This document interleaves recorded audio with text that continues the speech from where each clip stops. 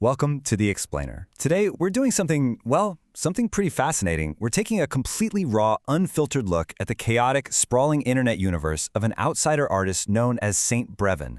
And really what we're going to examine is this intense, very real tension between a creator's massive internal world and the cold, hard metrics of the external internet. It's a journey into modern isolation, creativity, and honestly, just that desperate human need to be seen.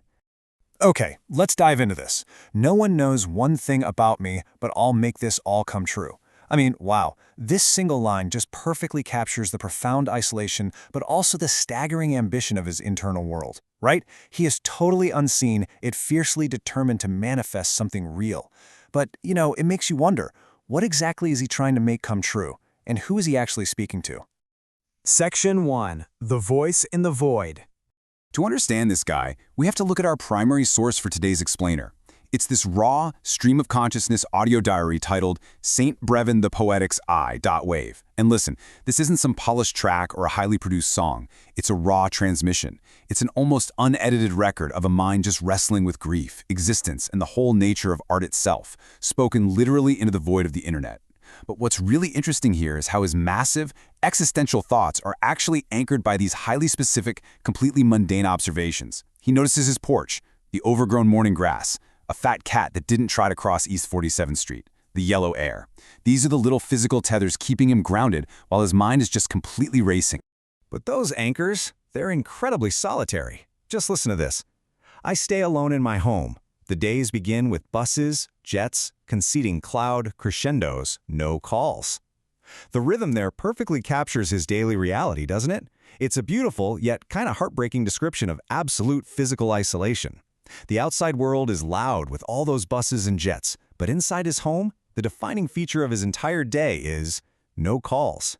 Section 2. Echoes of Lost Love. Right underneath all that physical isolation is this agonizing grief over a lost love. I'm aching, she's gone, I made songs for her. It's so simple, but brutally raw. He talks about how they used to be completely without barriers, how he literally hasn't touched anyone in months, maybe even years. But pay attention to that last sentence. I made songs for her. His profound grief is the ultimate trigger here. He is literally turning his longing and his pain into the very art we are analyzing today.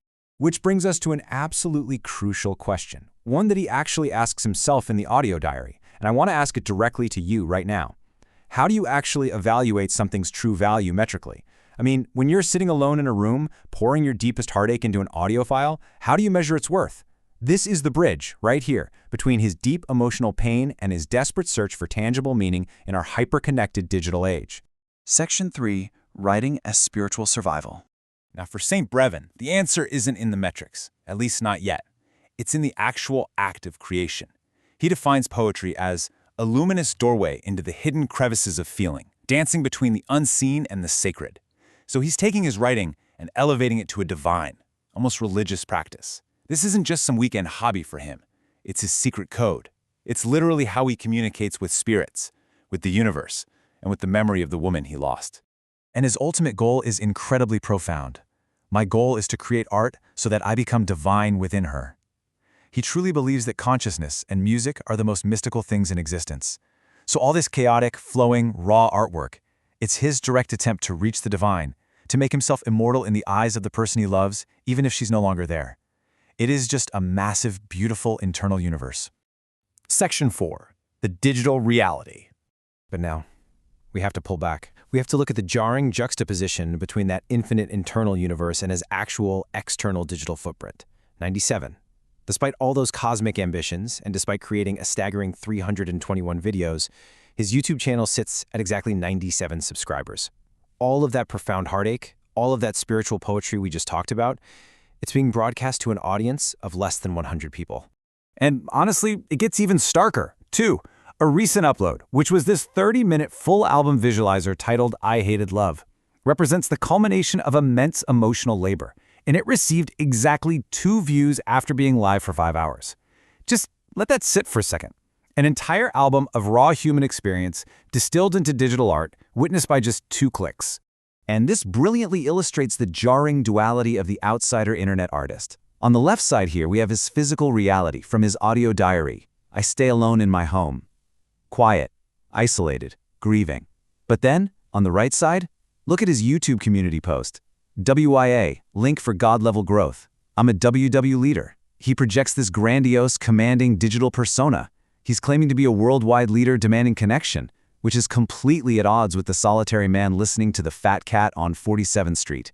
If we map out his community posts over the last year, you can actually trace his erratic, real-time emotional survival.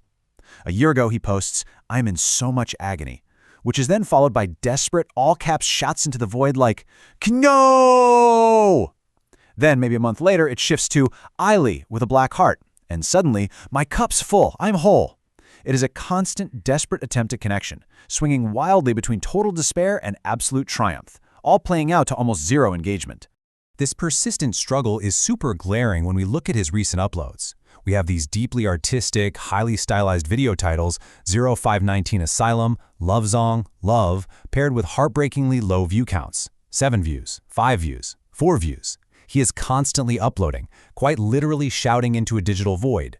And yet, he doesn't stop. He continues to self-generate daily, fighting for space, which, if you think about it, is the very definition of a true artist. Which brings us to this incredible realization from the man himself. A true artist self-generates daily. I offer to give you a light tunnel. So why does all of this matter? What should you take away from this explainer? Well, St. Breven represents the ultimate modern creator's dilemma. He is driven to create this vast, beautiful, divine internal universe just to survive his own pain. He offers us a light tunnel, but he's doing it while being completely and utterly isolated in the unforgiving, metric-driven reality of the digital age. Which leaves us with this final thought. We live in a world where we can broadcast our deepest souls to the entire planet at the push of a button. But if a profound piece of art is uploaded to the internet and no one clicks, does it still make a sound? Does it still have value? Think about that the next time you scroll past a zero-view video. Thank you so much for joining me on this explainer, and keep questioning the value of what we create in the dark.